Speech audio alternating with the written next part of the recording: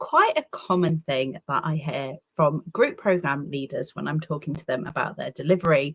And there is absolutely no doubt that you care and that your work works. The clients who do the work get the results. You have a solid reputation built off hard work and your high standards. You know how to deliver, and your community, your clients absolutely love you. So it is no surprise that your beta program sold out. But on your mission to creating this group program and the results that feel as good as your one-to-one work, you fell for the myth of more access, more support, more calls, and it's left you feeling completely overwhelmed, overworked, and underpaid, which is a note for another day. And maybe all of this work, all of this effort is actually leaving you feeling a tad resentful because you are carrying everything. And it is not the dream that you were sold of white space calendar and time freedom, because instead you are the one who is carrying all the momentum. You're stepping in every time they wobble. You're answering the questions over and over again you've already answered. And honestly, they could actually work out some of these answers for themselves. And it can feel like you want it more than they do. And what you did was you turned your process into a structured curriculum, just like the gurus told you. But it hasn't given you the relief that you wanted, that promised ease that you are searching for. And instead, what's happening is that your energy is the fuel for your delivery. It's fueling your program, and it is not sustainable in the long term. You might have found yourself thinking about relaunching and actually deciding that you're going to cap the cohort because you can't possibly take on any more clients when you're managing delivery in this way. Or you might be thinking, maybe if I cut out calls, maybe I hire a customer success manager, something like that. And the answer really doesn't lie necessarily in adding extra staff members to your team, cutting out support that you're giving, but it's designing or redesigning and refining that overall delivery flow. And there are three core areas that I kind of see over and over again that really make a difference to your program delivery. So the first is around onboarding. Onboarding is not just a logistical effort. Onboarding is emotional priming. And by that, I mean, it is the point at which you set the expectations, the boundaries around effort, normalizing uncertainty, the feeling of discomfort, and the fact that they are going to have to put in the reps.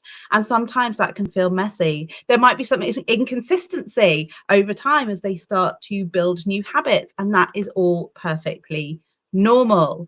So yes, we want to show them the logistical side of things, of how to join the calls and where the Zoom links are, but we also want to make it safe and risk-free to show up. So using your onboarding process as a means to emotionally prime them for the journey ahead, to get that buy-in, is absolutely critical for transferring that ownership of the process from you as the creator to them as showing up responsibly as clients who are going to do the work.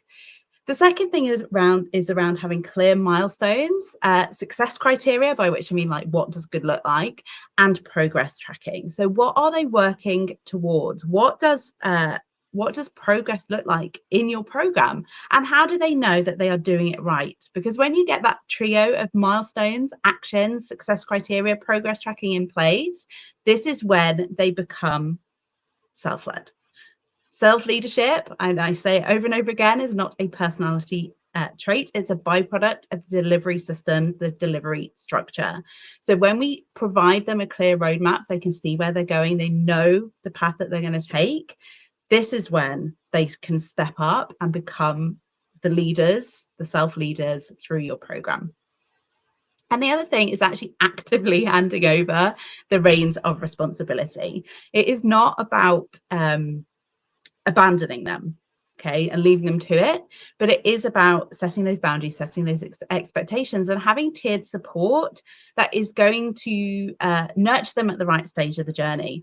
So if we think about tiered support as you as the creator, the community, and then the content or the technology, like AI tools, different support needs to come in at different points in the journey, depending upon their confidence levels, the emotional part of the journey that they're in.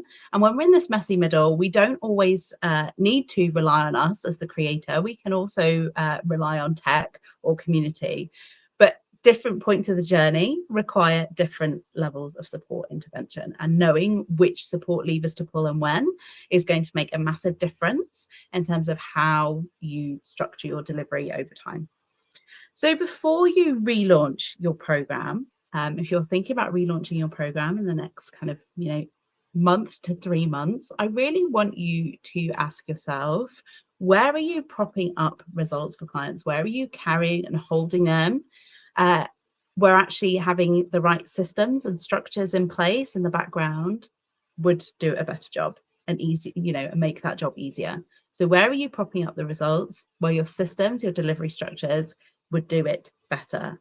That could be, jumping in to save them every time they have a wobble. Maybe it's doing the work for them, or making decisions when actually they should be owning those decisions. Maybe you're over explaining or adding in extra calls, or, those kind of late night boxer marathons. What is it? Where is it showing up for you in your program? And once you can identify these kind of moments of where it's happening, you can then start to put in the right interventions, know what to take away, know where to leverage things that are going to make that progress much smoother over time. Because discomfort in a change journey is normal. We are not there to be their friends. Sometimes we need to challenge them, and sometimes we need to cajole them to get them to take action. So there's definitely human touch required, depending on whether it's carrot and stick at different points of the journey. But we also want to be making sure that there are kind of standardized systems within the journey that are going to help transfer the ownership. So things like weekly check-ins, where you can see the data over time, where you can see the patterns and the trends, and you can diagnose what's going on, are absolutely critical. So that is your question. Where are you propping up results where the system or structures could do it better?